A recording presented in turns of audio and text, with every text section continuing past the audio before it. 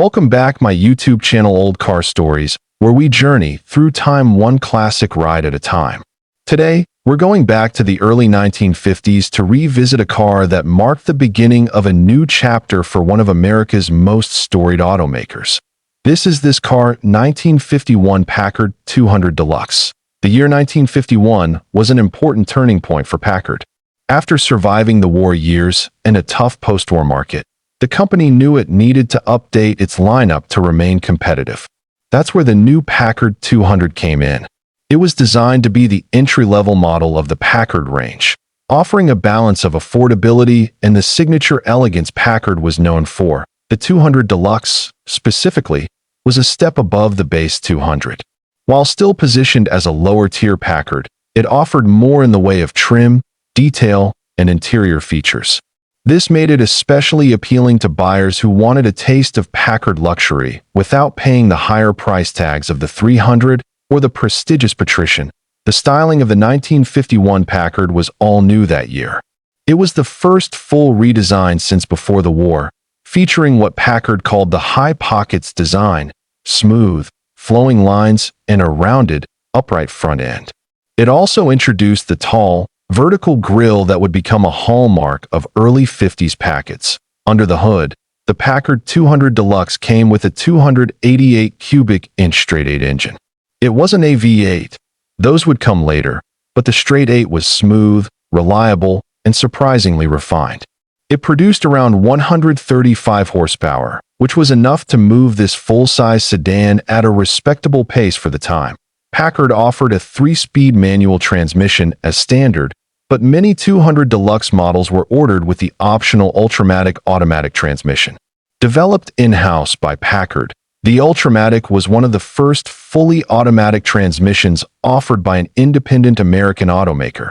Inside the cabin, the 200 Deluxe lived up to the Packard name. While it didn't match the opulence of the Patrician, it still offered fine materials, a tasteful dashboard layout, and attention to detail.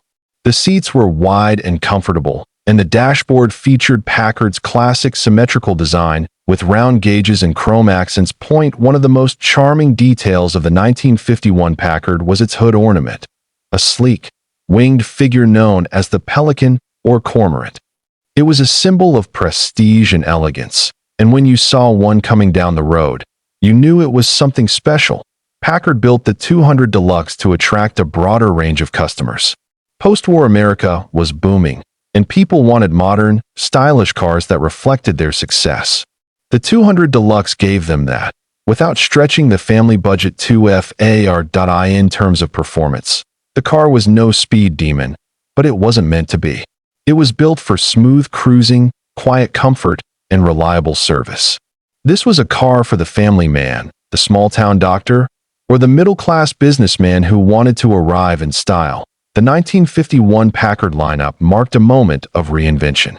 It was also the first year under the leadership of Packard's new president, Hugh Ferry, who was determined to modernize the brand. These cars represented the hope that Packard could compete with the Big Three, GM, Ford, and Chrysler, while still holding on to its heritage.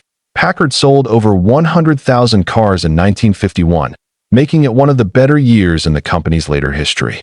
The 200 series, including the Deluxe, accounted for a significant portion of that. It showed that there was still a strong market for the Packard name. But even with these successes, challenges were on the horizon. Competition was fierce, and Packard's image as a luxury leader had started to fade. Some critics felt the 200 series diluted the brand, making it harder to distinguish from lower-priced rivals like Buick or Oldsmobile. Still, there's no denying the quality and character of the 1951 Packard 200 Deluxe. It was a well-made car, thoughtfully designed, and proudly American. It combined old-world craftsmanship with modern engineering, and that made it stand out on the street. Today, finding a 1951 Packard 200 Deluxe in good condition is a treat. They may not carry the high price tags of some other classic Packards, but they offer incredible value for collectors who appreciate mid-century design and solid mechanical engineering. Restoring one is usually a labor of love.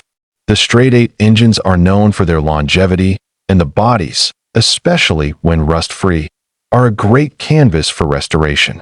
And of course, that iconic Packard grille turns heads at any classic car show. For those who remember these cars when they were new, the 200 Deluxe brings back memories of Sunday drives, polished chrome, and a time when cars were more than just transportation.